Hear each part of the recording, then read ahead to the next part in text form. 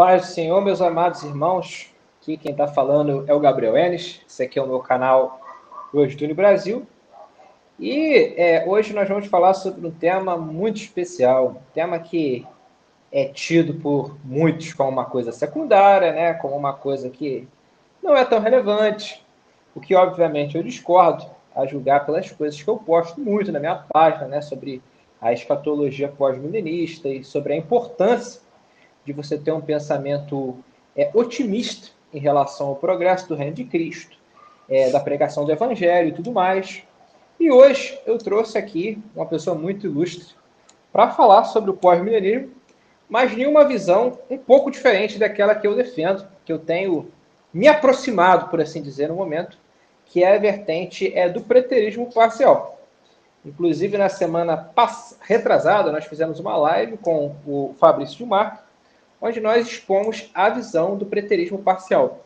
Hoje nós vamos expor a visão do pós-milenismo historicista, e eu chamei aqui o Edu. E Edu, antes de mais nada, eu gostaria que você se apresentasse, creio que aí a galera já te conhece, mas caso apareça alguém aqui, é importante você falar o seu trabalho, o seu ofício, o que você faz. Amém. Boa noite a todos, a graça e a paz do Senhor. Então, eu sou o Edu Marques, eu sou presbiteriano, trabalhei 10 anos já com missões, né, na igreja presbiteriana, com plantação de igreja, revitalização de igreja. Hoje nós não estamos mais ligados, né, eu e minha esposa trabalhávamos juntos, a igreja presbiteriana, né, a IPB, e temos um projeto de futuramente começar um trabalho, né, um presbiterianismo reformado de uma linha Covenanter, né, escocesa. Por enquanto, nós só estamos trabalhando com o IBETEC. O IBETEC é o Instituto Bíblico de Educação Teológica, onde nós desenvolvemos cursos, né, na área do presbiterianismo reformado, filosofia, escrituralismo, até mesmo filosofia calvinista, neocalvinismo holandês, estudos teológicos, estudando algumas figuras, né, dentro dessa área da filosofia, apologética, que é tão carente no nosso país, né? Então, o IBETEC, o Gabriel é um dos nossos professores lá sobre Kuyper, Van Til e outros irmãos também, alguns alunos aí também que já me acompanham. E nós seguimos uma linha mais escocesa, né, dos padrões originais de Westminster, que ao todo são 7 documentos, mais o Pacto Nacional Escocês, né, a Liga Solene, a Suma do Conhecimento Salvífico e mais os documentos escoceses da Primeira Reforma. Então, o IBETEC está alinhado com a teologia presbiteriana reformada escocesa, né? Muito diferente do presbiterianismo americano e do presbiterianismo aqui do Brasil. E hoje eu louvo a Deus, né, pelo convite aí do Gabriel, a trazer um pouquinho sobre o pós-milenismo. Acho que nos pontos de serem otimistas, né, de crer no avanço do evangelho, nós vamos concordar, né? A forma de interpretar as profecias bíblicas que iremos discordar. E hoje eu quero trazer um pouquinho sobre essa posição historicista que é tão desconhecida no nosso país e procurar mostrar aqui que ela é bíblica e também é bem confessional. Era a posição majoritariamente dos reformadores do século XVI, do século XVII até o século XVIII. E é isso aí. Espero que seja uma boa aula, né? Que para nós que todos sejamos edificados. Amém? Amém, Edu. Muito bom. Eu ia até perguntar isso, mas você já pontuou, né? Mais ou menos para falar a sua base, né? Você explicou a questão de você seguir um presbiterianismo escocês, né? Que é diferente do presbiterianismo continental e do presbiterianismo americano e, consequentemente, presbiterianismo brasileiro. Né? Inclusive, mais para frente, eu pretendo fazer uma live para diferenciar também o pensamento covenanter do pensamento reconstrucionista, né? Porque nós, na Vamos página Wordtune fazer. Brasil, a gente sustenta um pensamento reconstrucionista. Então, só para Uhum. situar a galera, tem algumas diferenças. E você Sim. apontou bem, Edu, a questão do pós-milenismo, que nós concordamos na questão do otimismo, né? Em relação ao avanço do reino. Né? Nós, no caso, os os pós-milenistas historicistas e os pós-milenistas preteristas parciais, né? No caso, hoje eu me aproximo mais do preterismo parcial. Isso. Mas nós temos diferenças nas interpretações das profecias. Aí eu queria já passar a bola para você começar a expor para a gente o que é o pós-milenismo historicista, como que isso se sustenta, como é que a gente entende essa perspectiva. Perfeito. Então, o pós-milenismo historicista, infelizmente, ele é muito desconhecido aqui no Brasil, né? E não tem muito material traduzido, né, para o português. Só tem um, que é o Joelson, que até que traduziu, do David Silversides, que é uma palestra onde ele expõe o pós-milenismo historicista.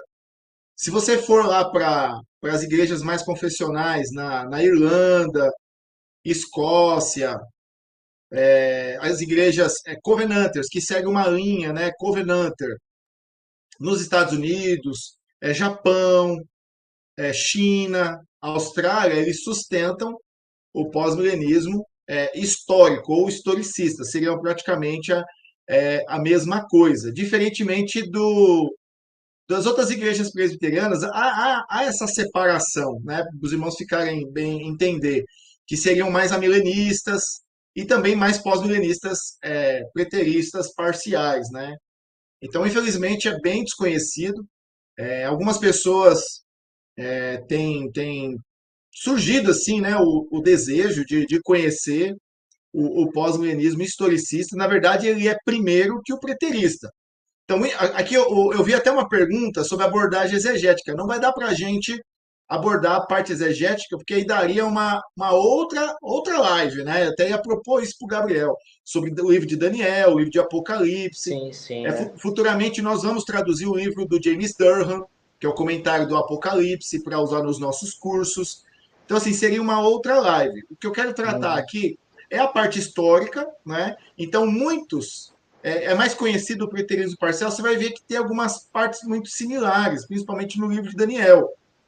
E até mesmo vocês vão pensar assim, nossa, mas isso até o dispensacionalismo defende. Mas por quê? Porque a base é o historicismo, para depois surgir o dispensacionalismo, depois surgir o preterismo parcial. Então, eu vou tratar aqui primeiro, então, a parte histórica, né?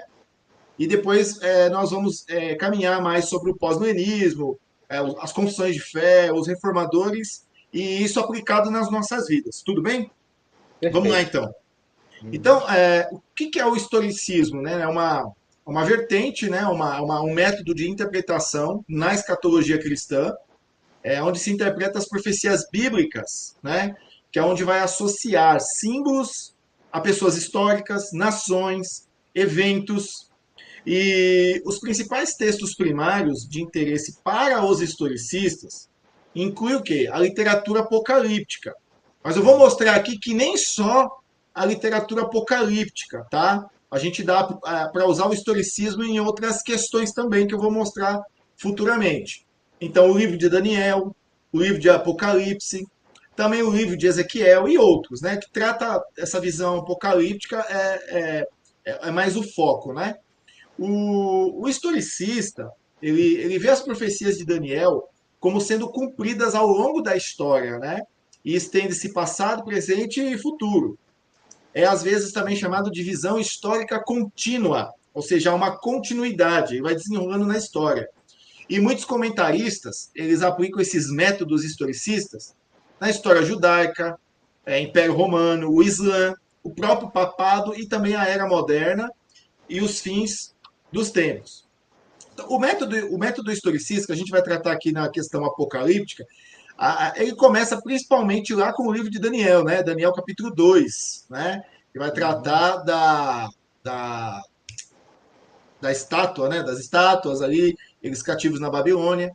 E também de forma progressiva, o capítulo 7, 8 e 11, desenrolando em toda a história, que vai resultar em uma visão das profecias de Daniel, que é muito diferente do preterismo. Aqui eu incluo o preterismo parcial e o preterismo total, e também do futurismo. Tá? Quando eu falar preterismo aqui, os irmãos já têm em mente que eu estou me referindo aos dois, não no sentido de que tudo já aconteceu, mas no sentido de que a maioria de profecias bíblicas se cumpriram no passado, ok? Para não ter que ficar falando os dois, economizar um pouquinho de tempo.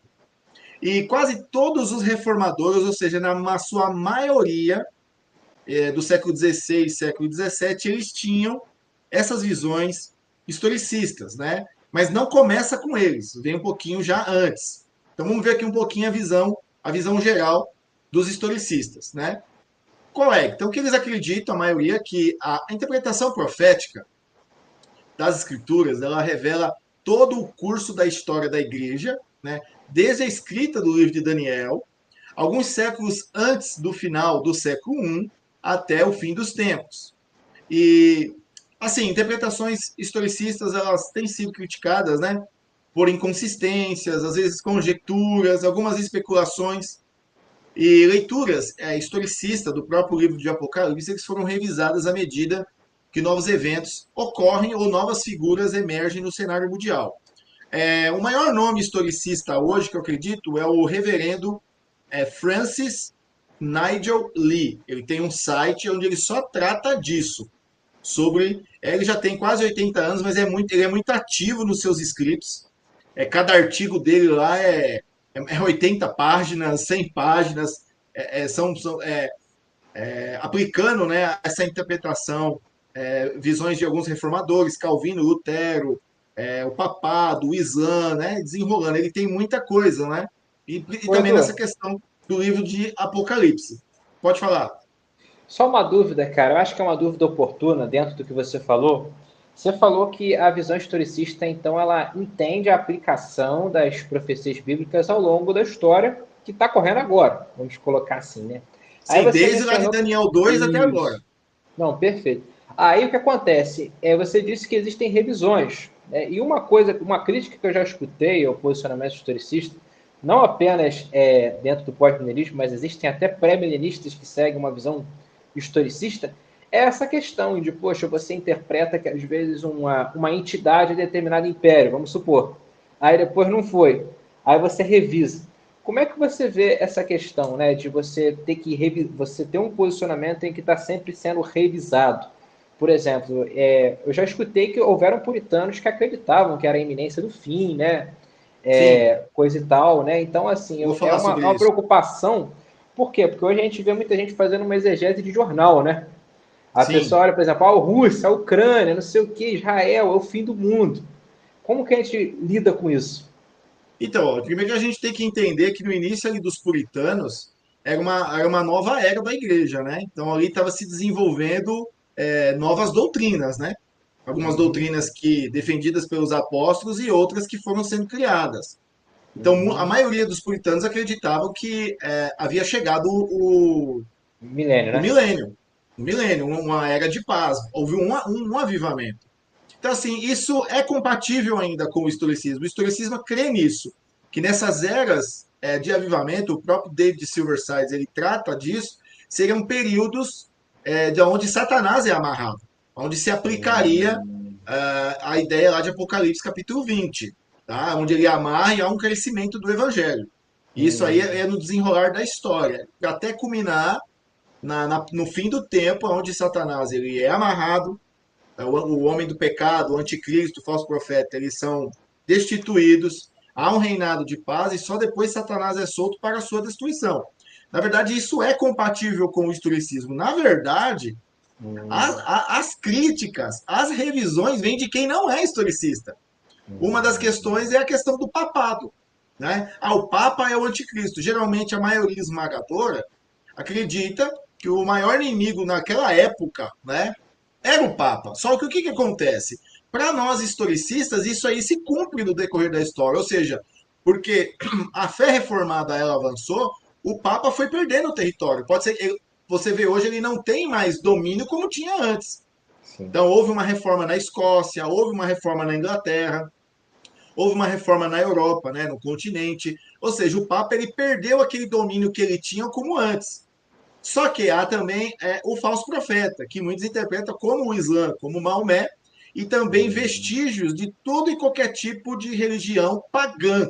Todo tipo de religião ali, ela é uma vertente ali de um falso profeta. né? Então desenrola. Então, na verdade, essas críticas, essas questões revisadas, ela vem mais de pessoas que não são historicistas, né? Entendi. Então, assim, mas o que que acontece? É uma visão que caiu bastante, né? Depois do século XVIII, por exemplo, com o avanço do liberalismo, né? Alguns, até mesmo teólogos liberais, eram pós-milenistas, eles vieram de dentro da teologia reformada, né? Os grandes avivamentos. O que mais quebra é aquilo, né? A ideia da Segunda Guerra caiu bastante, a ideia, muitos Uhum. deixaram de ser pós-milenistas. Então, Isso assim, no as geral maiores. até, né? Até o Geral. pré, Tanto para é mim, geral. que sou historicista, e você preterista, também. Porque as Uhum. pessoas elas não vivem por fé, vivem pelo que vê. O mundo só vai acabar. O mundo É. só vai. Então, assim, eles são. Há essa ideia pessimista, né? Então, seria mais ou menos isso. Então, Uhum. os maiores críticos e que revisam são os opositores. Porque, na Ah, verdade, entendi. a visão historicista ela não é muito comum. Não há, assim, pessoas que se debruçam na escatologia historicista. Uhum. O nome que eu conheço que defendia isso, o reverendo David Silversides, ele é Uhum. um RP. RP é o Reformed Presbyterian, Presbiteriano Reformado, um Covenanter, só que ele já morreu. Ele morreu, se não me engano, em 2019 ou 2009, mais ou menos isso. E o único Uhum. nome que tem hoje é o Francis Nigel Lee. É um senhor já de 80 anos, logo logo ele parte também. E quem que vai ficar? Sim. Então, assim, tem, por exemplo, nomes como, assim, conhecidos, o Brian Schwertley, a igreja dele é pós-milenista. Parece que para você ser membro dele, ele está dentro da confissão de fé, você tem que aceitar o pós-milenismo. Os RPs, as igrejas Covenanters, de linha escocesa, a Free Church, a, a, a Free Church, a Free Presbyterian, a Free Church Continuing, os RPs da Escócia e Irlanda, todos são pós-milenistas. Então é só aqui no Brasil que Uhum. predominou essa ideia dispensacionalista, né? E Sim. tem levantado algumas questões pós-milenistas, até em alguns pastores que eu fiquei sabendo, por exemplo, da IPB, que se colocam como pós-milenistas, são perseguidos, porque Uhum. criaram uma ideia do amilenismo ser uma posição oficial da IPB, né? E, pelo que eu sei, não há um documento dizendo Não sobre tem, é. isso. É, Pode continuar? realmente.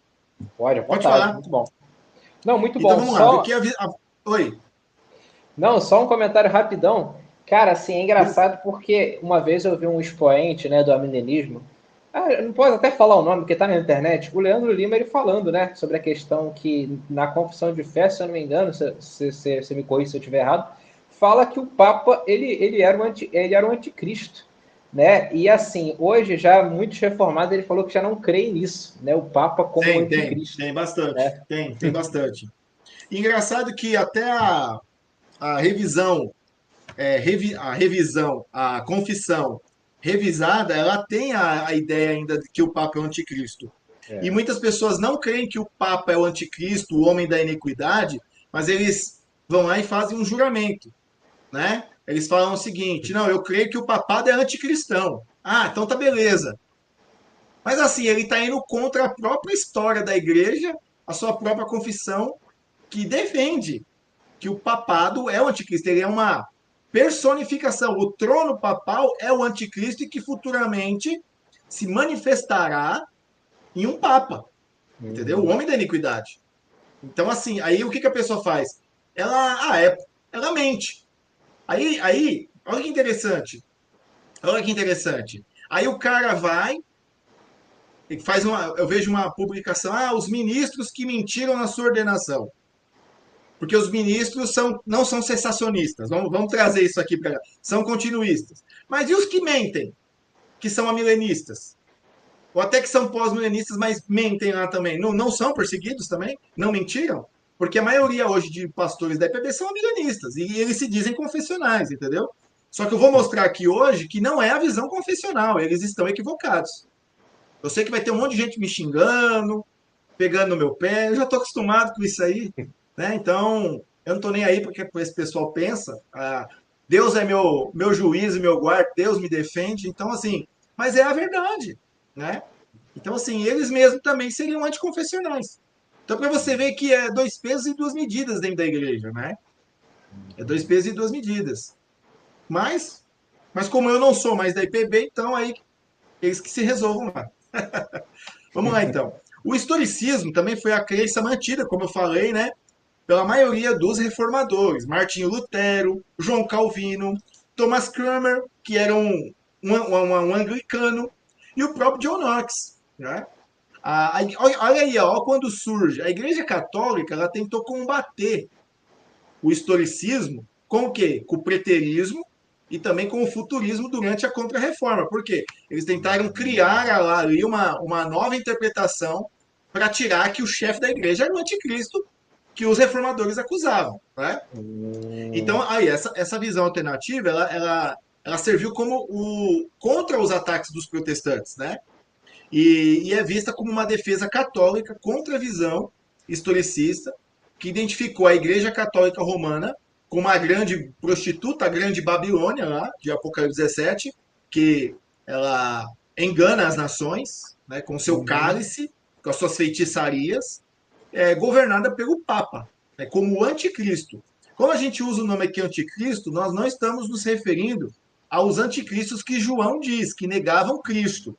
Uma vez eu vi um batista querendo falar isso para mim, né? Mas o Papa não nega, nega, lógico que nega, ele tenta. Eu tenho alguns escritos, ele tenta. Isso aí é uma outra live. Ele nega Cristo, sim, claramente. Mas a gente usa aqui como uma pessoa que é anticristo. Mas na verdade a figura do Papa é o segundo Tessalonicenses, é um homem que se revelaria, é o homem da iniquidade, que perseguiria a igreja com a eficácia de Satanás. Então você vê aqui uma visão alternativa, né? Tanto o preterismo ou também o futurismo. Um dos aspectos mais influentes do paradigma historicista foi então essa especulação até o momento ali que o Papa poderia ser o anticristo. Isso começa com quem?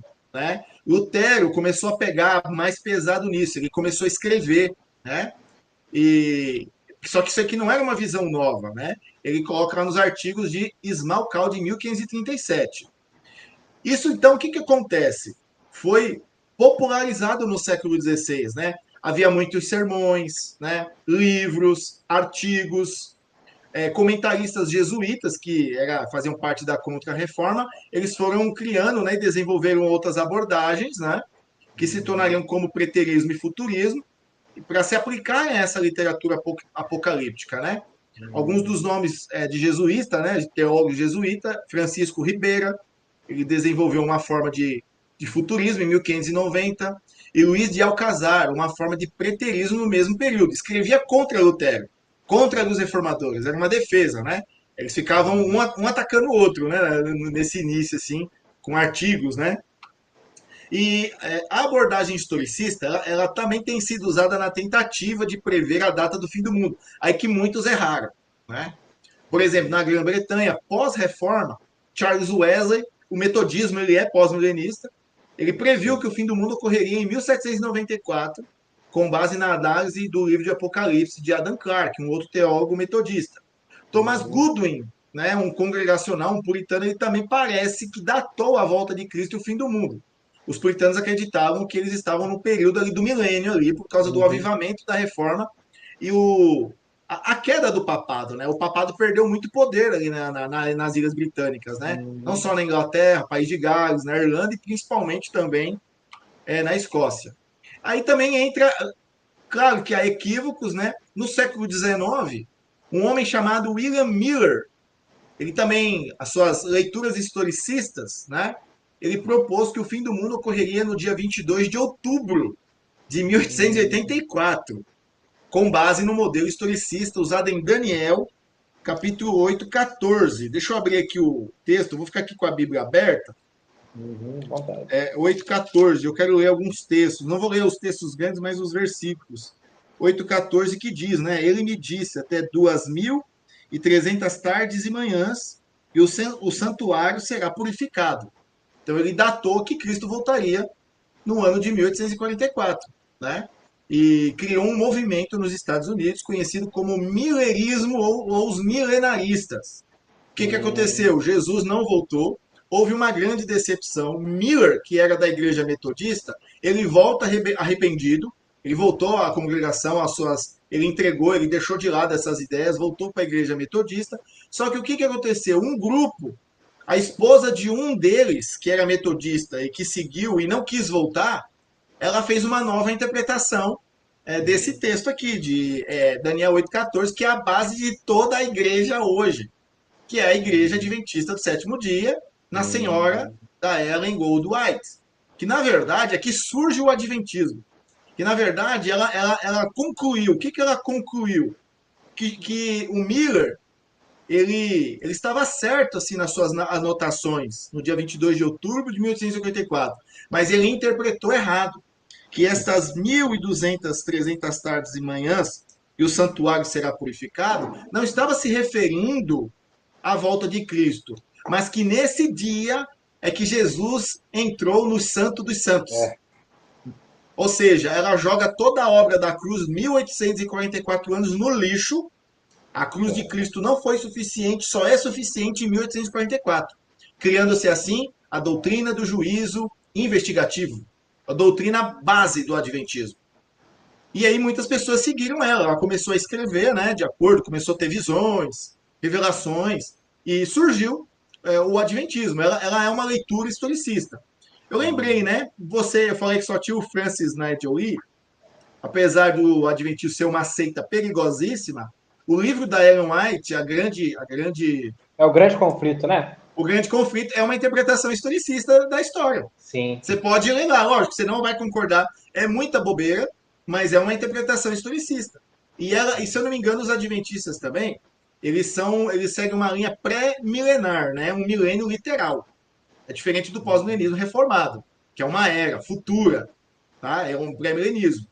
Outras pessoas também que se juntaram, saíram das igrejas ali reformadas, tradicionais, também mantiveram uma interpretação historicista e também dataram umas 2 ou 3 vezes a volta de Jesus, foi os Testemunhos de Jeová, né? Com o movimento Torre de Vigia. Eles dataram, se eu não me engano, em 1914, 1918 e nunca voltou. E ele sempre, as revisões que tem, o Gabriel, é mais nessas seitas do que nas igrejas reformadas. Um exemplo disso que você está falando, até um pouco fora desse meio eclesiástico ortodoxo, né, mais ortodoxo, pelo menos em alguns casos, foi o próprio Isaac Newton. Né? Isaac Newton ele previu a volta de Cristo também. Hoje, há pouco tempo saíram documentos que ele estudava muito cabala, estudava muito esoterismo, e ele previu, interpretação né? historicista.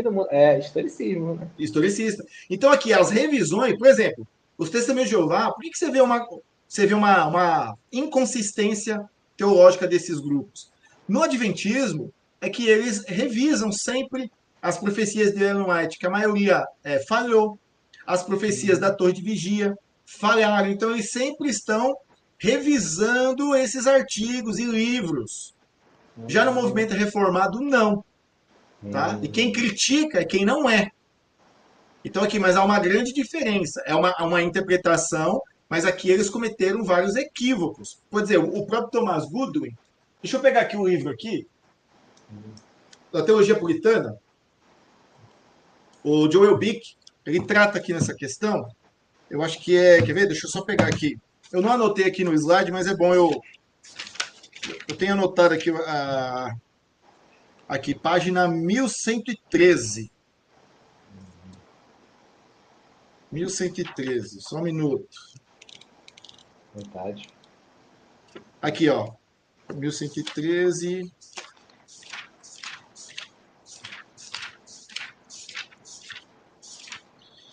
Como a história, o capítulo 50 desse livro, como a história molda o historicista. A interpretação de Apocalipse de Thomas Goodwin. O filho dele, Thomas Goodwin Jr., diz o seguinte, ó. E embora tenha ficado provado que estavam erradas em suas previsões, mesmo assim muitas coisas acontecem ao esboçá-las, as quais não são totalmente desmerecedoras de comentário.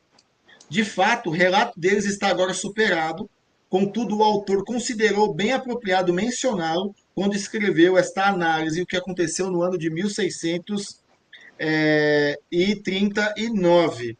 E o filho dele defende que ele vai tratar que ele usou as hermenêuticas, as regras, tudo certinho, mas ele fez previsões erradas, né?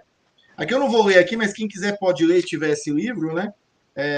Que também quando surge também no século XVI o milenarismo, né? O pré-milenismo, né? Então ele vai tratar que algumas coisas ele acertou e outras coisas ele errou. Né? Mas por quê? Porque ainda estava sendo construindo ali a teologia. Né? Então dizer que todos acertam, não acertam. Então é quando a teologia está sendo desenvolvida. Né?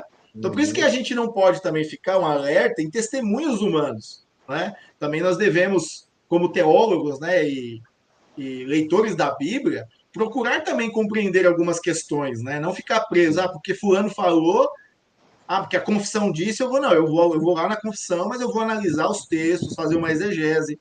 Por exemplo, Uhum. os manuais gregos de antigamente já não são os de agora. Os modernos têm muito mais informações.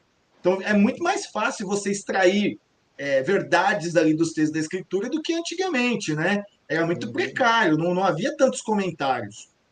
Então, A assim, própria arqueologia, né, pesquisa histórica, né, se desenvolveu muito, né? pois Os é, próprios pois liberais é, contribuíram muito nisso, né? Nessa pois parte de é, pesquisa, né? pois é, isso mesmo. Deixa eu só pôr os Uhum. livros aqui. Então é isso mesmo. Vamos lá. Segundo, as histórias. A gente viu um pouquinho aqui, né? De onde se desenvolveu o historicismo. A parte 2, as primeiras interpretações. Né? Vamos ver que ele é antigo, não é algo que começou ali agora. Dentro já do catolicismo já tinham pessoas que eram contra o Papa e interpretavam ele como anticristo. Olha que interessante. Então surgiram comentários proféticos, né? Na igreja, começou já na igreja primitiva. O mais antigo comentário completo sobre o livro de Apocalipse foi realizado por Vitorino de Petal, considerado um dos primeiros comentaristas historicistas por volta do ano 300. O bispo Edward Elliot, um defensor também da interpretação historicista, escreveu que depois foi modificado, olha lá para você ver, ó, e desenvolvido pelas exposições de Andreas Primásios, no século VII, Beda, que era escocês, no ano 730, Aspert, Aretas, Raimund de Auxerre e Berengaldus, no século IX. O apêndice 1 do bispo católico do século X, Arnulfo de Orleans, foi escrever, quando ele escreveu que o homem do pecado, em 2 Tessalonicenses 2:3-9, poderia ser o papado. Também a apêndice 1 de Joaquim de Florença deu a mesma interpretação em 1190. E o apêndice 1 e o arcebispo Eberhard II, arcebispo de Salzburgo, e Eberhard II em 1240. Ou seja, já algumas pessoas dentro do próprio catolicismo já usavam a interpretação historicista e entendiam ali a questão que o Papa, pelos seus domínios, né, o seu poder ali de controlar a vida das pessoas e trazer ali heresias e ensinos dali da sua vontade, como ali um anticristo, negava as escrituras, né, a revelação de Cristo ali já. Pode falar. Pô, Edu, muito interessante isso aí que você está falando, cara, que era justamente a pergunta que eu estava para fazer, essa questão das origens, né, da abordagem, né? Porque os reformadores ficou bem claro, né? Acho que é um consenso que eles defendiam majoritariamente ou na sua totalidade o método historicista. Mas você está falando para a gente aí que no século, pelo que eu entendi, no século IV, 300, já tinha gente com uma Já abordagem tinha que gente, a gente hoje pode já tinha uma considerar interpretação historicista. historicista. E é interessante que na Idade Média você menciona aí que já tinham pessoas vendo a figura do Papa Sim. como o surgimento do anticristo, né? Então isso é Pelos seus realmente muito atributos, né? relevante, né? Os atributos que são colocados ao Papa, o seu poder, desde lá de com Hildebrando, Inocêncio III, que foram papas que exerceram o seu poder mesmo sobre as pessoas, excomungavam reis, criavam doutrinas, leis Sim. canônicas, eles mandavam em tudo, né? Então isso aí já era uma figura de um ditador, né? Como podemos dizer, né? Uma pessoa que ditava o que ele acha que é verdade, né? Não, sim, isso é fato, né? Ó, Aqui só um comentário, Edu. O Daniel Rodrigues sim, comentou aqui, ó. Um dos aspectos que mais me atrai ao historicismo é justamente a abordagem sobre o papado. O Papa, tanto em seus atributos quanto declarações, se encaixa na descrição perfeito. bíblica do anticristo. Né? Ele está falando, corroborando o que você Concordo, falou, isso né? mesmo. Uhum. Sim, perfeito. Vamos lá? Pode ir lá? Vontade. é o joaquimitismo. O que, que é? Foi um Joaquim de Fiore, um teólogo historicista, É. e os seus seguidores, né, os joaquimitas. Eles Ele dividiam a foi, história. ele foi um franciscano, o Joaquim de É, um, Fiore. foi, né? Isso. Pois é. Ele dividiu a história, os seus discípulos, né, em três estágios, né? Sobrepostos que correspondem às pessoas da Trindade. É interessante aqui, ó. A primeira etapa do pai começou com Adão e atingiu o pico lá em Abraão e terminou com Jesus. A segunda etapa, né, do filho, que começou lá com Uzias e chegou ao topo com Zacarias, pai de João Batista, que estava terminando em torno do tempo de Joaquim, né, próximo ao cativeiro babilônico. E o terceiro estágio do Espírito Santo começa com Bento de Núrcia.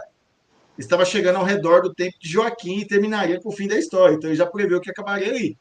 Né? A questão do cristianismo já era bem curto. Assim, errou também nas suas previsões, mas você já vê que já é algo antigo e eles já interpretavam dessa forma. Inclusive, O Edu, só um Joaquim comentário.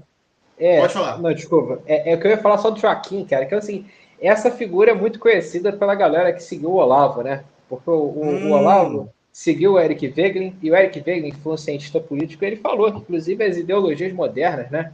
Como, por exemplo, o comunismo, o nazismo, eles herdam dessa abordagem do Joaquim de Flora, porque o Joaquim de Flora entendia que essa era do Espírito Santo seria uma era de plenitude do conhecimento de Deus, que seria, hum, assim, uma época em que você não precisaria mais da igreja, porque o próprio hum. Espírito desceria até as pessoas, né? Então você teria um reino perfeito. Assim, aí, segundo Wegener, isso acabou sendo incorporado nas ideologias modernas, né? Então, assim, Eles é pegaram, né? impossível. Eles pegaram e secularizaram, né? É uma abordagem que o Secularizado. Eric Wegener tem, É né? muito comum, né? É muito comum, é muito comum. Uhum. Eu me lembrei aqui de uma passagem bíblica que fala, né, que uma promessa em Jeremias, que diz que ninguém mais ia ensinar o seu próximo, todos conheceriam o Senhor. E Sim. assim, é uma profecia que se cumpre hoje, porque todo mundo conhece Jesus. Assim, Uhum. de forma nominal, não estou dizendo um conhecimento assim íntimo, de relacionamento, que é só os cristãos. Mas todo mundo Uhum. conhece Jesus, nominalmente conhece. Então há um Uhum. conhecimento de Cristo, se espalhou pela terra. Pessoa dizer que não conhece Jesus, né, ela tá doida. Que mundo ela vive? Você está entendendo? Então se espalhou um conhecimento. Pode ser não um Uhum. conhecimento íntimo, mas que tem, tem. E, e o Joaquim de Fiore também vai dizer o seguinte, ó, que a vinda de Jesus resultou na substituição do povo excluído de Deus, né? Ele acreditava que os hebreus erraram por uma negação da Trindade e devido a isso os hebreus perderam seu sacerdócio e poder leal que foi dado aos gentios. Joaquim também traçou conexões entre a ascensão do Islã e os erros da igreja grega. Ele criticou Uhum. a rejeição ortodoxa do filioque como também uma heresia. E de acordo com Joaquim, Deus prometeu Ezequias, né, em proteção do Antigo Testamento, paralela à proteção de Deus da igreja oriental sobre os francos. Olha que interessante, nas invasões islâmicas. Os francos foram os protetores da Europa. Contra os islâmicos, foram eles. Né? Carlos Uhum. V também, no Império da Áustria, o Sacro Império Romano Germânico. Eles chegaram até a invadir Viena, pararam lá nos portões e foram derrotados. Né? O sultão, o Império Otomano, que eles viam também como um avanço do Islã, o sultão ali como um falso profeta. Né? Na Sim. verdade, o historicista ele entende Maomé como um falso profeta e o Islã, Uhum. esses reis, sultão, como discípulos, Uhum. né? Como discípulos. E junto com a Igreja Católica também, como uma igreja apóstata, que detém o nome de Cristo, mas é uma igreja que não é de Cristo, né? Uhum. Eu vou explicar as perguntas mais no final, tá bom? Para a gente continuar Então, aqui, que beleza. aparece Então, aqui para mim, beleza. tá bom? Só para os irmãos Vou saberem aí. segurar, vou segurar. Vamos segurar então as perguntas, pessoal. Eu faço Ah, um aí eu, monitoramento aí eu aqui. respondo no final. A Eu gente acho que a responde gente no vai ter que final. fazer umas duas lives aqui, viu, cara? Porque, vamos ver, não chegou nem na metade, Não, mano. Vamos lá. vamos lá. Então, ó, o Joaquim também, ó, ele dividiu a história da igreja em três vezes, né? Ó. O tempo de Israel, de Cristo a Constantino, no século III, do tempo do Egito, eu tirei uma escravidão, né? De Constantino a Carlos Magno, né? E o tempo da Babilônia, de Carlos a Joaquim. Joaquim acreditava também que, assim como os últimos reis de Judá não podiam se proteger contra a Babilônia, a fé cristã não poderia se defender de Roma através da reforma Hum, dentro da Igreja Católica, porque o Papa seria o anticristo. Assim, ele também viu o hum, papado como uma força do bem e também uma força do mal. Apesar do Papa também ter decretado guerra na época das cruzadas, né?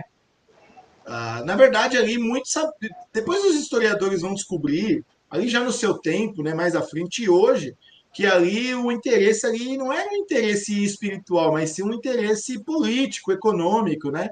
Os reis queriam tesouro, queriam mais terra, e a igreja queria ampliar os seus domínios. Ela já dominava quase toda a Europa, então dominar a Cidade Santa seria algo bom. Eu acredito que ali são dois inimigos ali disfarçados com o mesmo intuito. Quando o Saladino toma Jerusalém, né, ele teve um período que ele proibiu, ele expulsou os cristãos, né? Porque ali também uhum, Jerusalém era a rota de seda, a soda sim. das especiarias que vinha da Índia, da Ásia. Então pagava altos tributos. No primeiro momento, Saladino ele expulsou os cristãos, matou muita gente, expulsou. Só que aí depois ele teve a ideia de agora usar a política ao seu favor, ou seja, cobrava vários impostos dos europeus, eles pagavam, taxavam muito, né, o comércio de seda, temperos, animais, ouro, né? Então o que Roma vê ali? Se Roma também tomasse Jerusalém, que teve uma época que eles instituíram, não sei se o irmão sabe, um reino latino ali, né? Com Sim. um reinado franco ali, o rei Teve aquele Beduíno rei II, leproso, né? É, o beduíno, o rei né? O rei leproso, que leproso. fizeram É, um filme, é uma história real mesmo, é. né? Uhum. Claro que não tem aquele cara lá, o Salvador, né? Mas foi a época que eles que destruiu o reino latino e eles tomaram o poder. Eu acredito que Roma também faria a mesma coisa cobrando altas taxas. Porque Roma também, quando esteve no poder lá, teve esse reino latino, ele entrega ao Papa os direitos religiosos, né?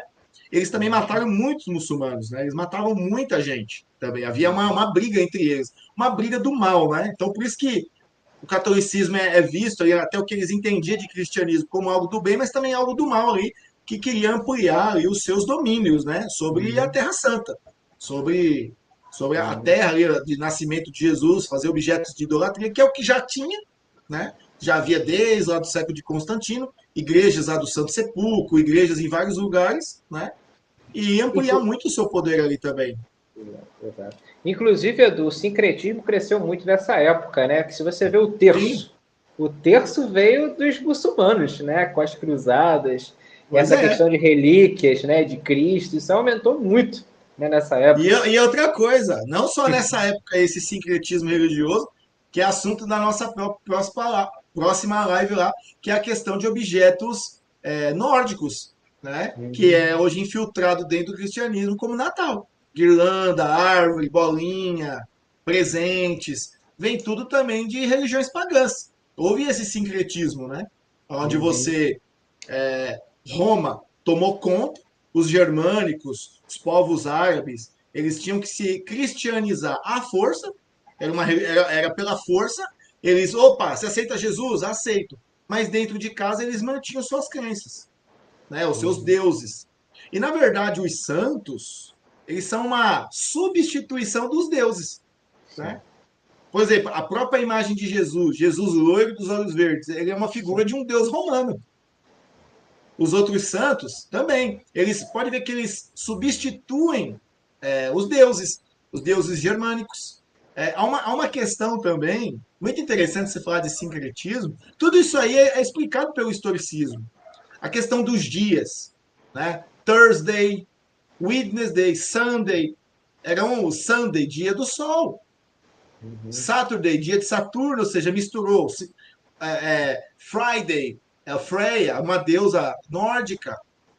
Thursday, de Thor, dia de Thor, era um dia sagrado de Thor. Ou seja, foi cristianizando essas questões. O historicista entende isso como essas aplicações, né? De um avanço do Império do Mal e transformando a igreja numa Babilônia. Como era a Babilônia lá, interpretavam Roma como a Babilônia, entendeu? Entendi. Muito bom. Os protestantes, vamos lá. Então, os reformadores protestantes, eles tinham grande interesse também nessa interpretação historicista. né? Com uma aplicação direta contra a sua luta com o papado. O papado é o inimigo número um dos protestantes. Matou muita gente, né? John Knox, em uma de suas cartas, ele escreve que quando houve a noite lá de São Bartolomeu, ele escreve que muitos amigos dele, pessoas piedosas, homens de Deus, excelentíssimos teólogos, que se não fosse pela morte, teriam escrito tanta coisa em favor do cristianismo, mas foram brutalmente assassinados. Né? Então o catolicismo matava mesmo. Os valdenses, os cátaros, muita gente foi morta pelo papado, né? E líderes como então Martin Lutero, João Calvino, o Thomas Cranmer, John Knox, Cotton Mather, que é um puritano, eles identificaram então o papado romano como anticristo. Os centuriadores de Magdeburgo, que era um grupo de estudiosos luteranos em Magdeburgo, um condado ali alemão, eles eram liderados por Matias Flácius. Olha que interessante.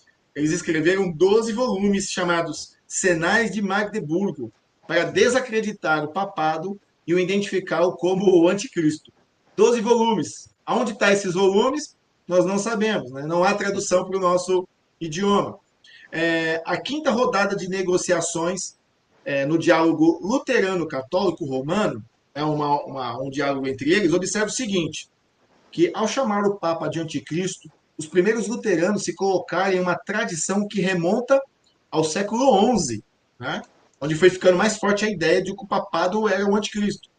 Não apenas dissidentes e hereges, mas até mesmo santos, homens da igreja romana, chamavam o bispo de Roma de anticristo, quando eles queriam castigar seu abuso de poder, porque o Papa abusava mesmo do seu poder.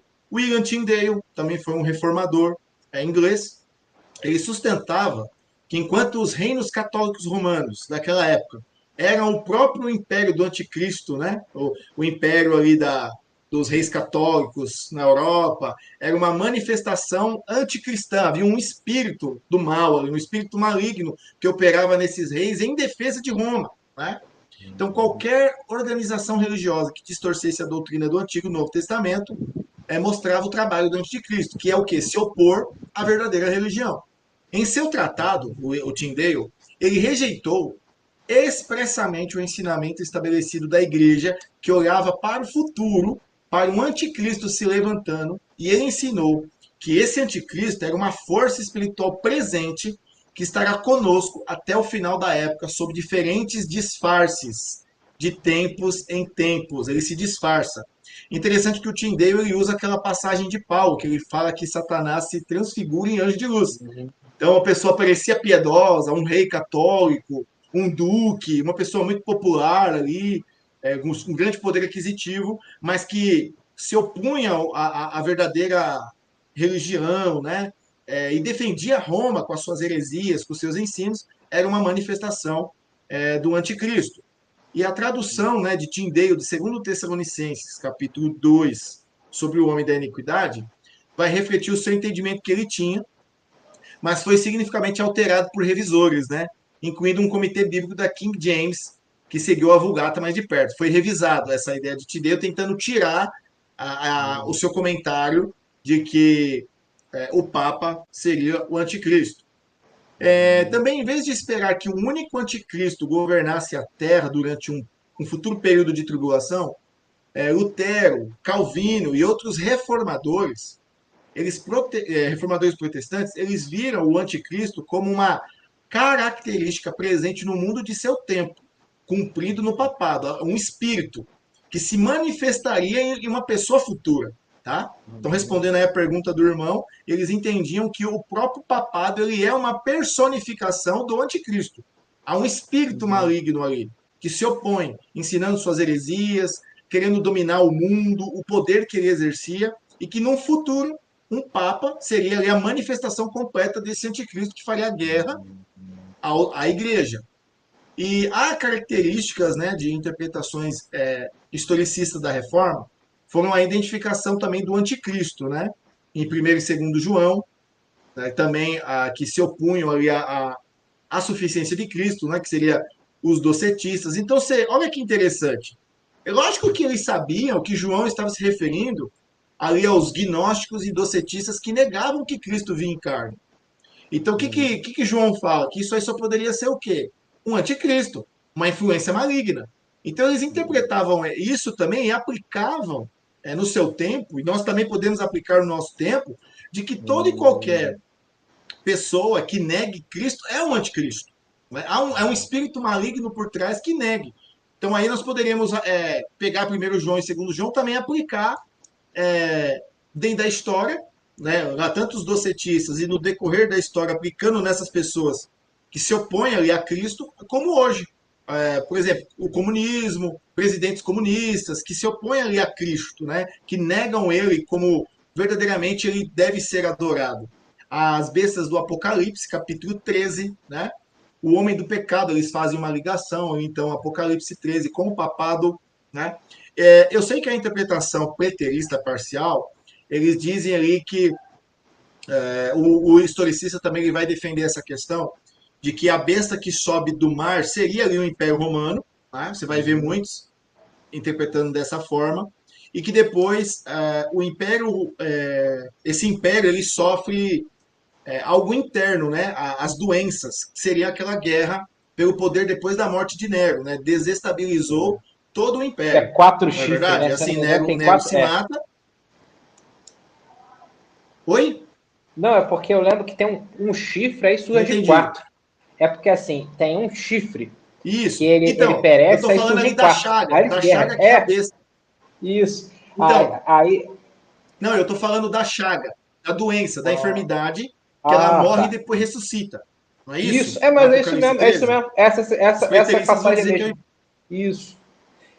Então, mas os preteristas dizem o seguinte, que são imperadores romanos, que cai Isso, são imperadores romanos. essa chaga mortal, essa desestabilização política que vem Isso, ali do com a Império. morte de Nero, aí vem Otto, Galba, e aí o império revive em quem? Em Vespasiano, ele Em toma o poder, Vespasiano. aí ele estabiliza todo o império de novo. Os Isso. historicistas entendem diferente, que Ah, é ali isso o aí já Império queria ler. Romano, só que eles datam um pouquinho mais longe, que essa enfermidade, mais ou menos no ano 400, essa enfermidade do Império Romano, ela não é lá com os imperadores com Nero, ela surge na queda do Império Romano no Oriente, mais ou menos em 476, onde o Império Entendi. Romano cai nas mãos dos germânicos, e que vai ressurgir, ele é ressuscitado no papado, onde o papado ele surge com o seu poder Entendi. mais ou menos entre o século IV e o século V, se eu não me engano, com Hildebrando. Né? Ou seja, as mesmas características que o imperador romano exercia, o Papa também exerce. Um poder Entendi. político e um poder religioso. O imperador romano ele tinha que ser adorado, você tinha que adorá-lo, beijar sua mão, ele recebia sacrifícios.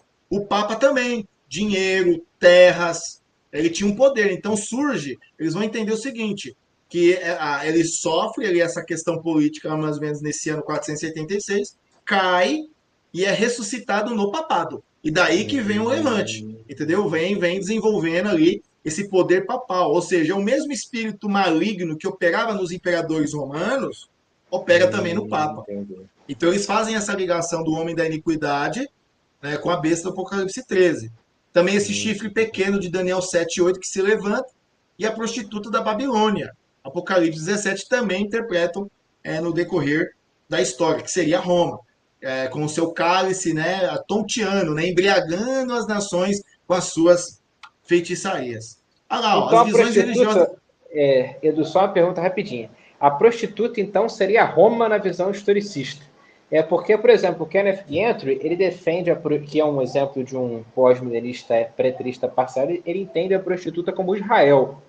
Como Né? Então, Israel. assim, como Israel, que aí seria o Apocalipse seria o divórcio de Deus com Israel para empossar a igreja.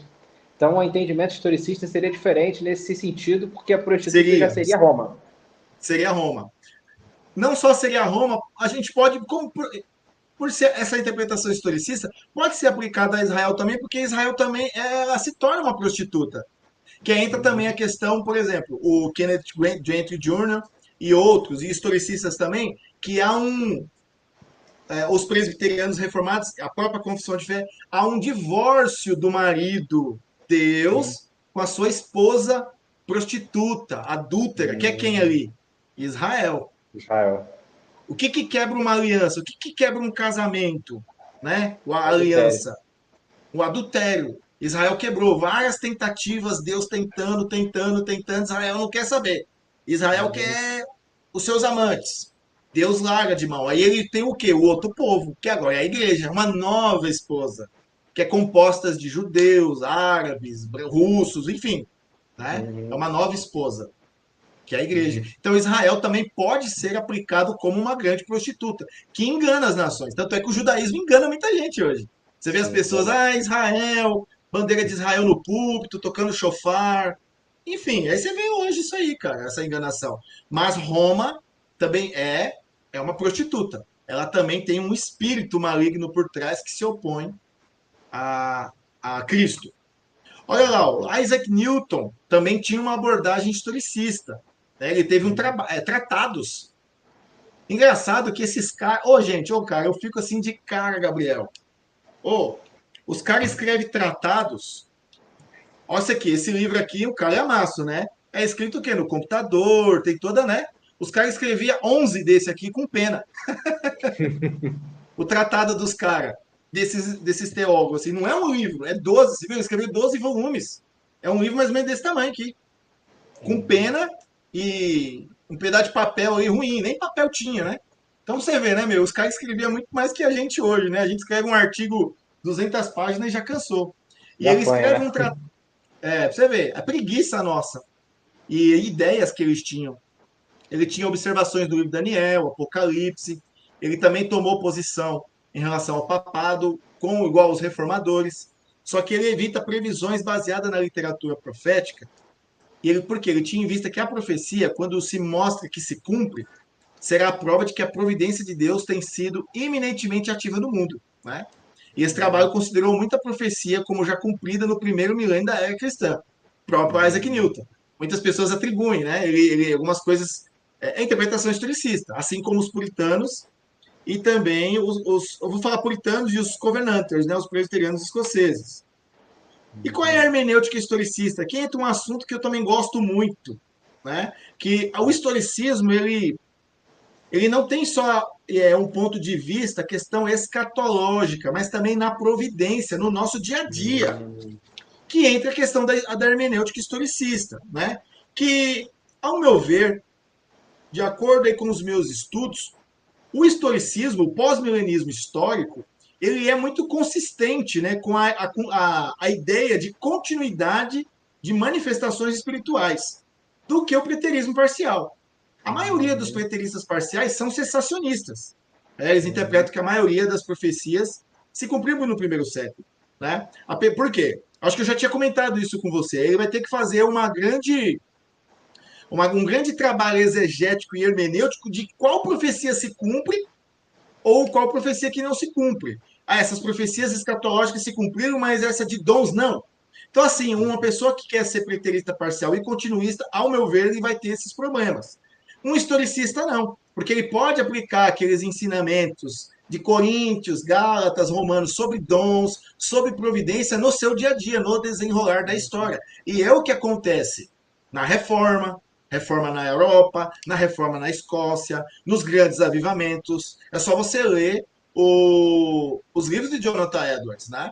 Então a hermenêutica, ou melhor aqui, ó, a hermenêutica historicista, ela não tem o propósito de ser uma especulação vazia e nem ser inconsistente com princípios só da escritura e muito menos ensinar ou aplicar novas doutrinas, que é o ponto que eu sempre falo, mas parece que as pessoas distorcem, elas querem colocar algo que eu não falei.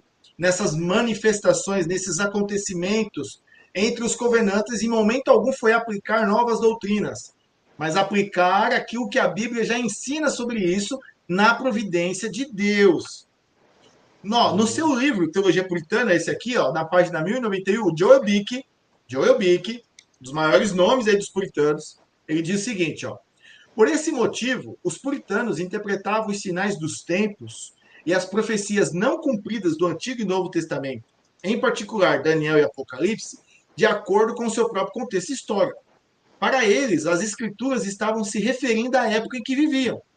E embora em sua maioria os puritanos fossem cessacionistas, né, eles criam, olha, ele deixa bem claro, ó, que a revelação especial, a revelação canônica, doutrinária, cessou. após o Novo Testamento. Isso, ó, Joel Bick está dizendo, isso não impedia a ideia de profecia mediada, em que às vezes fizessem predições sobre acontecimentos futuros como cumprimento de profecia bíblica. É isso que a gente vê entre os covenanters. Eu tenho batido nessa tecla. Sinais de juízo, zelo do Senhor, pessoas que se levantavam contra a obra de Deus. Esses homens eram cheios de Deus, eles interpretavam esses acontecimentos e eles falavam, faziam predições e acontecia. Acontecia. Em momento nenhum foi aplicar novas doutrinas. Isso aí está em vários textos, eu tenho trazido aí para o pessoal, para os meus alunos sobre essa questão. Por quê? A profecia mediada, eu explico isso nas aulas que eu tenho disponível lá no YouTube, não é revelação de novas verdades. Tá? Desculpa aqui, deixa eu tomar uma água. Engasguei. Não, tranquilo. Então, profecia mediada, que é muito usado, não é pregação também, viu? Não é pregação. Porque muito das profecias que os governantes usavam, eles não estavam pregando, eles não estavam no púlpito pregando, simplesmente foram acontecimentos ali cotidianos, até cotidianos, coisas simples que eles falavam e aconteciam. Há relatos, há provas, há testemunhas oculares. Então não é revelação de novas verdades por parte de Deus. Mas o que é uma profecia mediada?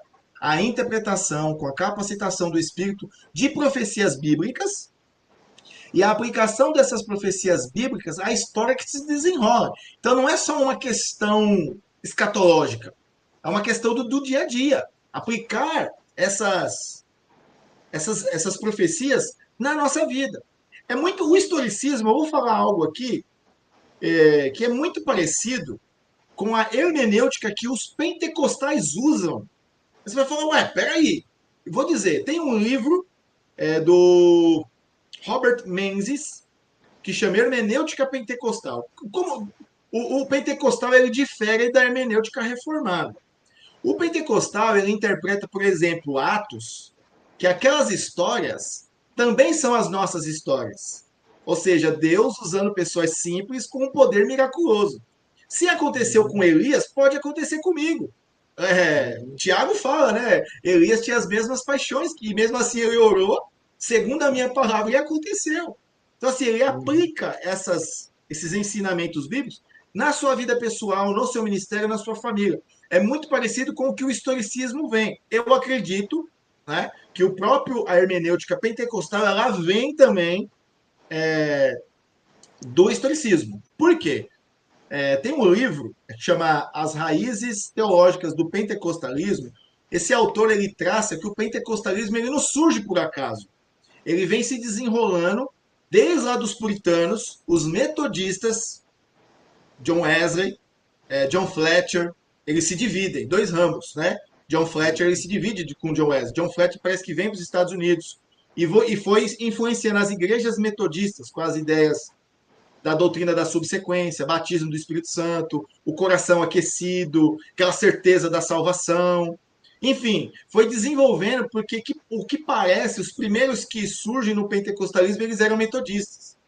Então ele desenvolve uma tese de que o pentecostalismo ele não surge por acaso. É um erro dizer. Eu vejo até teólogos de renome, mas não é, ele não surge por acaso. Ele tem uma base, que é o metodismo, e o metodismo vem da onde? Dos puritanos. A mãe de Charles e John Wesley ela era uma puritana. Arminiana, mas era puritana. Era contra o controle da igreja. Era uma não conformista.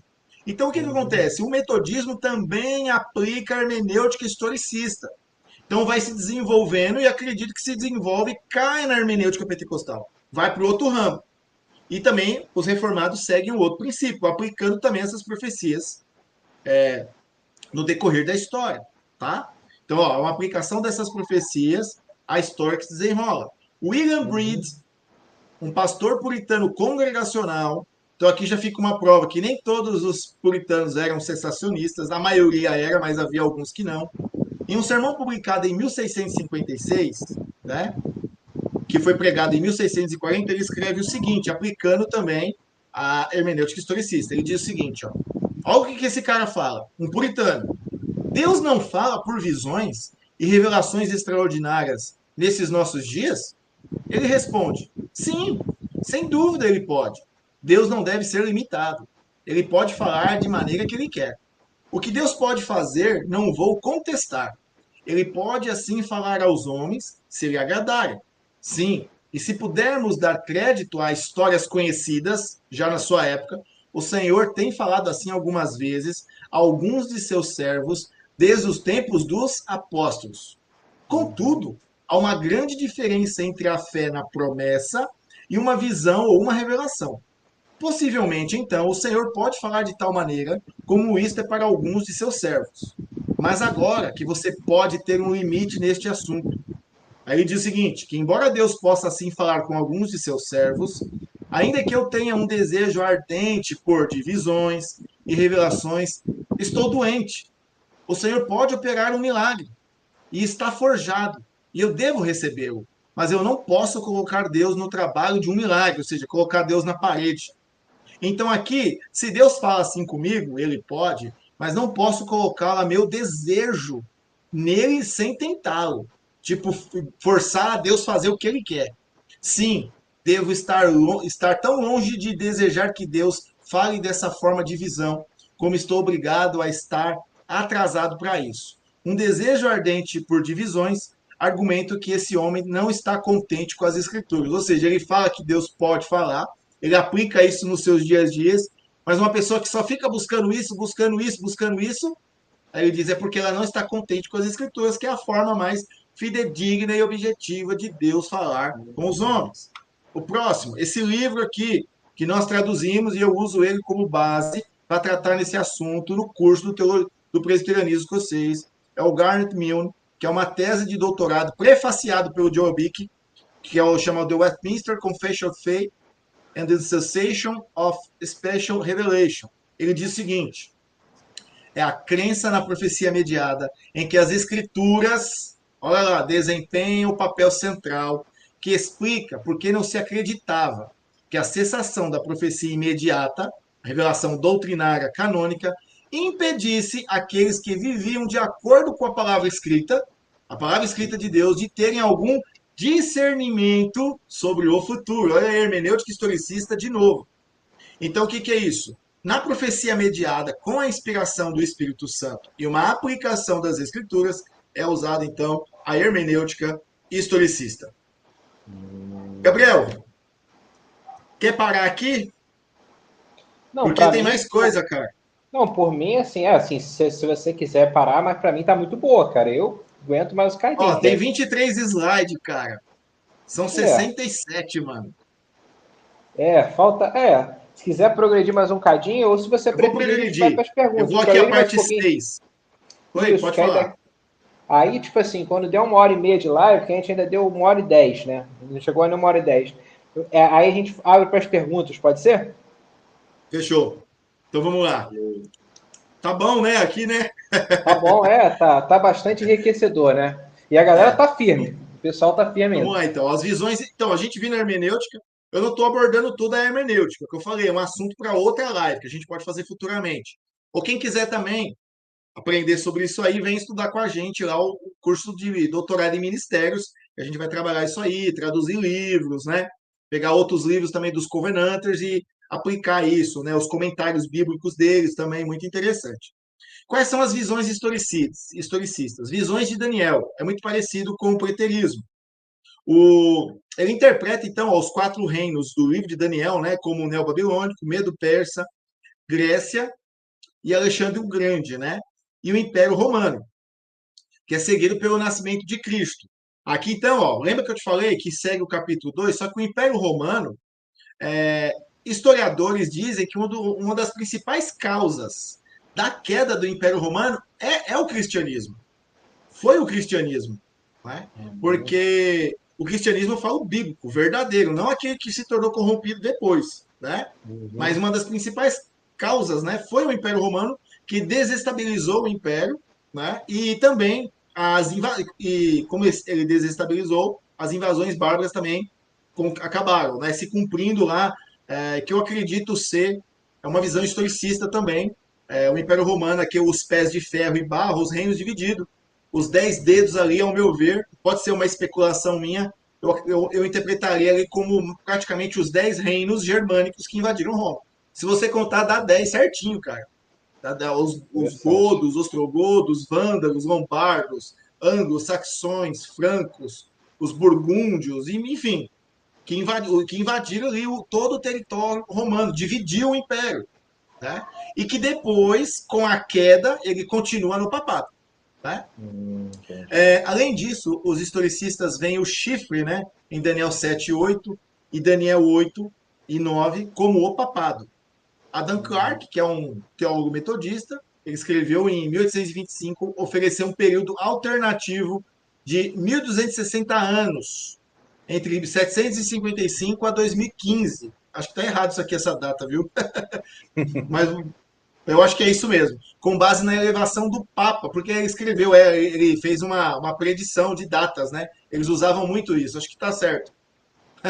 A elevação do Papa de ser um súdito do Império Bizantino para se tornar o chefe independente dos estados pontifícios por meio da doação de pepino, né? Então ele diz que o Papa, nesse ano, até. Tá certo, há 1200 anos, de 1750 até 2015, onde o Papa reinaria, né? Ele recebeu as doações de Pipino Breve, que era um imperador dos francos e que lutou contra os muçulmanos. A Uhum. profecia das 70 semanas, né? Ela também é interpretada como lidar com a nação judaica de cerca de meados do século V, né, antes de Cristo, até não muito tempo depois da morte de Jesus no século I. Então ela não está preocupada com a história atual ou futura.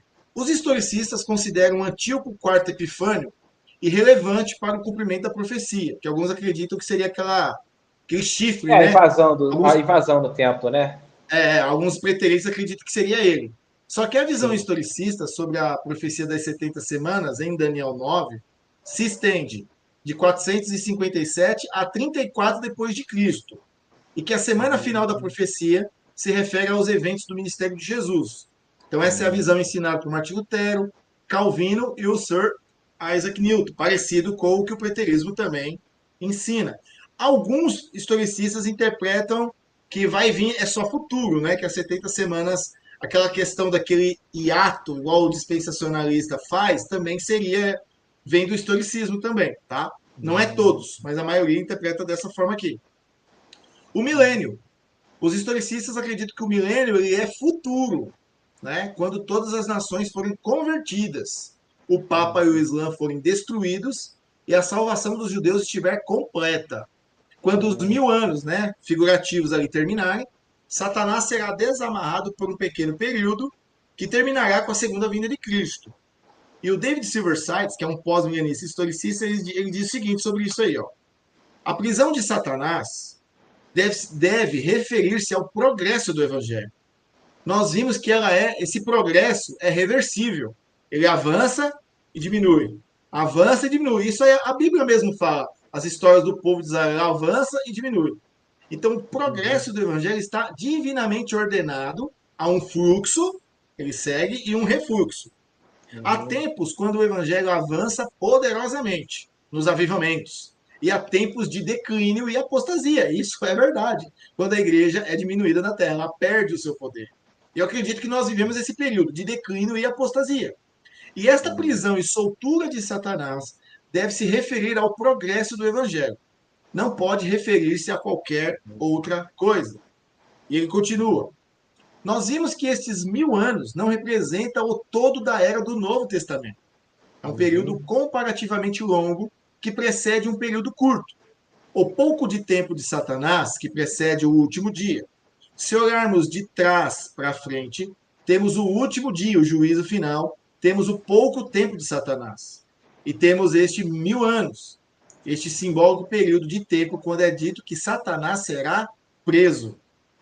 Se o pouco tempo de Satanás, quando ele é solto, resulta em oposição à igreja, então o período quando Satanás é preso deve significar um período quando sua habilidade de se opor ao evangelho é restrita, né? É preso, ele não tem poder mais, porque o texto é bem claro que diz lá que ele fica impedido de enganar as nações. Então é um período de avanço do evangelho, onde muitas pessoas vão se converter. Haverá um reinado de paz.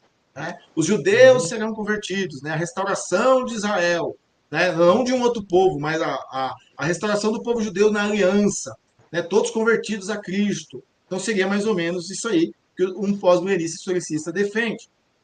9, a amarração de Satanás. Então, os historicistas, eles acreditam que a amarração de Satanás ela começa com a obra de Cristo na Terra, tá? E ela continua a ser amarrada pela propagação do Evangelho, ao fluxo e o refluxo. Satanás ele será totalmente amarrado de vez quando as nações forem convertidas, onde será introduzido o milênio. Qual é a prova da amarração de Satanás? A queda do papado, é a queda do Islã. O Islã vai perder forças. Mais uma vez, o Silver Sides ele diz o seguinte: o milênio não deve ser tido como literal. Indica certamente algo fixo, apontado e completo período de tempo. O fato de ser 10 vezes 10 vezes 10 indica que é um prolongado período de tempo, mas não um milênio literal. Portanto, Uhum. é um prolongado período de tempo quando a atividade de Satanás em se opor ao Evangelho é particularmente limitada e coincide com o reinado dos santos, e evidentemente vem depois de muitos terem sido martirizados pelo testemunho de Jesus. Portanto, não começa com o início da era do Novo Testamento, e é claro, não termina no fim dessa era. Termina antes do fim da era do Novo Testamento, dos últimos dias, né? Então, nós já estamos nos últimos dias. Então, ele aponta que é algo futuro. Reino de Deus. Os historicistas acreditam que o reino de Deus foi dado a Jesus em sua primeira vinda. Ele está presente agora, nós estamos no reino, mas não é a mesma coisa que a futura era de ouro milenar. Então ele difere dos preteristas, que acreditam que o reino já está instalado, assim como os amilenistas. Estamos no reino seria a ideia dos dois reinos, um reino espiritual, mas só que o milênio não é esse reino, o milênio ele é futuro. O reinado de Cristo refere-se ao glorioso avanço da causa pela qual os mártires morreram. Novamente o Silver Sides ele diz: primeiro, não nos é dito onde os tronos estão. Vi tronos e assentaram-se sobre eles. Sem dúvida que isso aqui é deliberado, não nos é dito. Segundo, o julgamento foi dado a eles. Nós lemos no verso 4 que o julgamento foi dado a eles. E terceiro, o que quer dizer? O julgamento foi dado a eles, foi dado àquelas pessoas que não creram. A grande tribulação. Aqui entendeu aqui? Muito bom. Os historicistas, eles acreditam que a grande tribulação, ela também começa no primeiro século e terminará quando todas as nações forem convertidas e o milênio começar. Então ela se desenrola, ela não é um período somente ali. Ela começou, destruição de Jerusalém, só que a perseguição ela não parou. O evangelho avança e diminui, tá? Então nós estaríamos nessa grande tribulação. E eles aplicam, então, essa grande tribulação em todo o período da história da igreja. Uhum. Segundo, 12º, a besta do Apocalipse. Os historicistas acreditam que a besta é o ofício do papado, é um ofício. E também se aplica ao Islã, que seriam os dois chifres do anticristo. O papado é o anticristo, o homem do pecado e a besta do Apocalipse. Eles acreditam que existe muitos anticristos, muitos se opõem a Cristo, mas o papado é o homem da iniquidade. E aqui nós podemos ver alguns testemunhos históricos e confessionais, tá? Então, o que eu acho que eu vou deixar para a nossa próxima live, porque tem muita coisa aqui. Então, aqui a gente parou 33, tem mais 34 slides, cara. E a gente para aqui. Não, Então, não, aí muito na bom. próxima live, você pode marcar aqui no mês de dezembro, Sim. nós vamos ver que é o testemunho confessional, a maioria dos reformadores, puritanos, covenanters, já mais próximos do século XVIII, todos confessavam o Papa como o anticristo, como homem da iniquidade. Nunca vão dizer que é Nero, nunca vão dizer que é Calígula, os imperadores romanos. Eles eram personificações, havia um espírito maligno ali por trás, de feitiçaria, de enganar através da força, através da prisão, que isso também vai continuar no papado e vai até a, o progresso do evangelho, a derrubada do anticristo, do falso profeta, que é o avanço do evangelho, a instauração do reino milenar.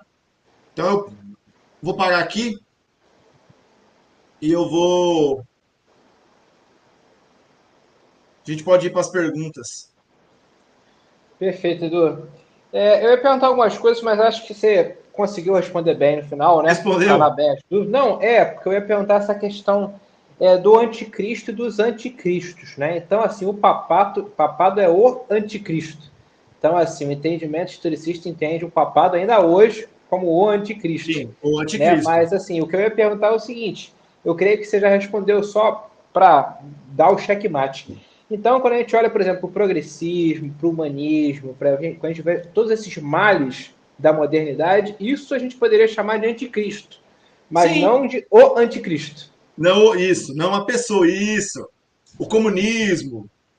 Eu vou aqui, comunismo, esse negócio de conservadorismo, bolsonarismo, lulismo, a pós-modernidade, hinduísmo, essas seitas, chamaísmo, e todas essas coisas aí.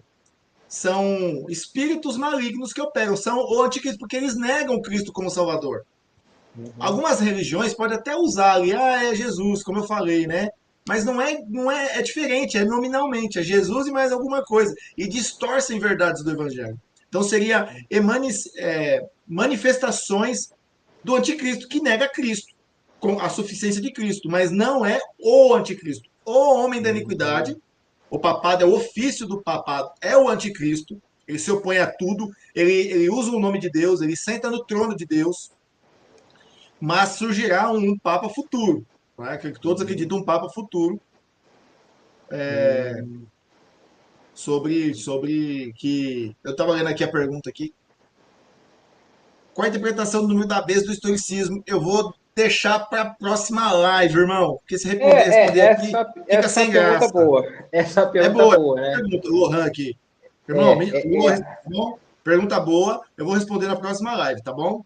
Porque aí perde a Não, graça. Tem muita mas coisa aqui eu ainda. vou pegar. Acho que essa daqui do Jairo você já respondeu. Ó. O anticristo seria somente o Papa ou é atribuído a todas as pessoas que negam a Cristo? Acho que foi bem respondida agora nesse ponto. Mas tem uma outra aqui, ó. Na verdade, é que o Daniel ele fala o seguinte: ó, eu já li artigos que ligavam as aparições de Maria ao papel do falso profeta, de dar glória a Também. besta e confirmar suas declarações, né? Eu Eu vou acho que falar isso isso aí também na coaduna, né? próxima. Ah, Então, você vai então, falar. a gente tem que entender, irmãos, ó, a gente tem que entender que anticristo e falso profeta, eles não são separados, eles estão juntos. Qual é? Fazer oposição ao reino de Deus. Entendeu? Eles estão juntos. Então, o falso profeta não é só o Islã. Todo e qualquer tipo de doutrina falsa é falso profeta. Todo qualquer tipo de doutrina que se opõe ao evangelho. Ou seja, para que servem essas aparições de Maria? Para tomar o lugar de Cristo. Nossa Senhora de Fátima, é para tomar o lugar de Cristo. Todas essas aparições aí é para tomar o lugar de Cristo, que são falsas. O verdadeiro profeta, ele aponta para Cristo. Não é um falso. Ele não coloca algo a mais em Cristo. Então Muito bom, seria isso Edu. aí, mas tá certo. Todas essas coisas aí tá tudo ligado, né? Todos O, ali, se você ver ali o falso profeta, o anticristo, eles servem a quem? Quem que dá poder a eles? o diabo. O diabo. E o que eu acho mais interessante, cara, aqui abrir as escrituras, a gente tem que orar a Deus para libertar as pessoas. Se você tá com a sua Bíblia, abre aí segundo Tessalonicenses, capítulo 2. Já no, ele diz lá, né? Mas eu quero tratar aqui ó, verso 3, né? Ele já diz, ó, ninguém de nenhum modo vos engane, porque isso não acontecerá sem que primeiro venha a apostasia e seja revelado o homem da iniquidade, o filho da perdição, a qual se opõe e se levanta contra tudo que se chama Deus ou é objeto de culto. Interessante. Interessante que hoje a gente vê as pessoas batendo, né, num culto reformado, né? Esse culto é muito chato, eu gosto de culto mais legal, né? Tem que ter, né? Um culto segundo as escrituras, né? Aí continua aqui, ó. Quando se assentar no santuário de Deus, ostentando como se fosse o próprio Deus. Ou seja, para um católico, o Papa está no lugar de Deus aqui na Terra. O Papa É o governa. vigário de Cristo. É o vigário. Olha que absurdo. Não vos recordais de que ainda convosco eu costumava dizer estas coisas? E agora sabem o que detém para que ele seja revelado somente em ocasião própria. Aí ele fala aqui, ó, com efeito, o ministério da iniquidade já opera, já havia já uma iniquidade, né? E aguarda somente que seja afastado aquele que agora o detém. Nós vamos explicar isso aí isso aqui é outra live. Então será de fato revelado o iníquo, a quem o Senhor Jesus matará com o sopro de sua boca e o destruirá pela manifestação de sua vinda. Então você vê que é algo futuro. Ora, o aparecimento do iníquo é segundo a eficácia de Satanás, com poder e sinais e prodígios da mentira, com todo o engano de injustiça aos que perecem, porque não acolheram o amor da verdade para serem salvos. Esse verso 11, para mim, fecha a questão. E por negarem a verdade de Cristo é o único Salvador, o único mediador, pois que Deus lhe manda, ou algumas versões envia a operação do erro para darem crédito à mentira, a fim de serem julgados todos quanto não deram crédito à verdade. Antes, pelo contrário, deleitaram-se com a injustiça. Ou seja, o próprio Deus envia uma operação do erro, para que eles deem crédito nas falsas promessas, nas falsas profecias, nas falsas doutrinas. Gente, o que mais a gente vê hoje é a pessoa crendo em falsa doutrina, cara. E essa questão aí, Edu, que você está falando, né? É muito interessante porque até hoje, em pleno século XXI, os papistas eles usam como argumento o quê? Os santos, as aparições marianas, né? Esses Pois fenômenos é. aí E sobrenaturais, né? E o problema é que essas aparições, igual o irmão aqui relatou, vira campo de peregrinação, né? Rola muito dinheiro e poder executivo, econômico, político, né? E engana muitas pessoas, né? E o que acontece? Cria-se novas doutrinas. Agora eu não vou orar mais a Jesus, eu vou orar ao Santo Expedito, Uhum. vou orar ao Santo Antônio. Eu arrumei uma mulher, uma namorada, entendeu? Coloca-se da glória, gratidão a outra pessoa e não a Cristo. Amém? Então aí na próxima a gente vamos ver aí desde lá dos pais apostólicos, tem muita coisa para a gente ver ainda. Beleza, Não, Gabriel? perfeito, Edu. Acho que foi bem esclarecedor, né? Só antes de terminar, você tem alguma consideração final para fazer, indicação de leitura para o pessoal que quer conhecer mais, ou algum blog, algum Não, cara, esse... artigo? Então, eu recomendo o site, para quem sabe ler inglês, o site tá lá, Dr. Francis Nigel Lee, é um site historicista, acredito que ele é um nome que trabalha muito nessa questão escatológica. Publicações do Pacto, do Joelson, vai estar lançando alguns livros do Silverside sobre o pós-milenismo historicista. Uhum. Eu conversei com o Rodrigo, da editora O Presbiteriano, ele também vai lançar alguns comentários historicistas, mas eu não sei quem é, ele falou que é surpresa. Nós também, já a partir do ano 2024, vamos traduzir e estudar, né, nos nossos cursos, o comentário do James Durham. São 753 páginas. E pretendo futuramente lançar aí com os irmãos aí da editora Caridade Puritana, eu não sei ainda, os irmãos da O Presbiteriano, ou Publicações do Pacto, essa obra, porque não tem. O James Durham, por ser um presbiteriano, um covenanter também, me chama muita atenção ali a forma como ele desenrola, né? A gente só tem acesso a essa obra em inglês. Você acha na internet. Então nós vamos traduzir, não é o intuito de publicar, é mais para o nosso uso mesmo, nas nossas aulas. É um comentário do livro do Apocalipse, historicistas. E se você quiser conhecer mais sobre o historicismo, sobre o presbiterianismo reformado, documentos confessionais, eu apresento aqui os nossos cursos sobre essa questão, sobre a teologia histórica, sobre os ministérios, os documentos confessionais que nós estamos estudando no YouTube toda quarta-feira. Estamos terminando esse ano aqui o primeiro livro de disciplina, tá? E aí fica com o Gabriel marcar a nossa próxima live aí, para nós terminarmos. Se quiser marcar para a semana que vem, Gabriel, fica à vontade, viu? Segunda-feira, Não, esse ano aqui eu tô livre. não, tranquilo, Edu. A gente vai marcar sim, pode ter certeza. Agradecer aí sua presença, né? Foi muito esclarecedor, né, sobre Amém, um meu tema irmão. que não é muito falado, né, aqui no Brasil. A gente, felizmente, tem visto o pós-milenismo crescer com o preterismo parcial, mas o historicismo ainda é muito incipiente, né? Eu diria. E, pessoal, a gente vai trazer mais conteúdo, a gente vai fazer outra live. Né? Tem uma live também que eu trouxe o Fabrício, que ele expôs a visão do preterismo parcial.